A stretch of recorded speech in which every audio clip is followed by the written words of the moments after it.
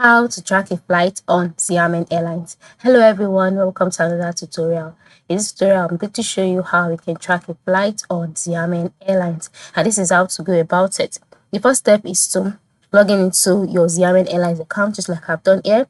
And then once you're on this page, the next step is to scroll down to the section where you can see book flights, flight status, my trip, optional services. So go ahead to click on flight status.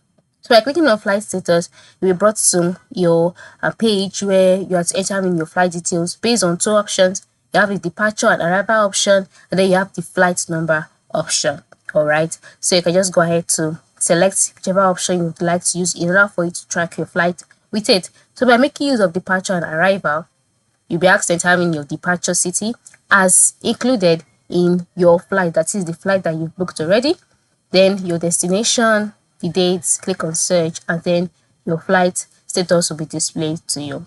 Then the next option is flight number.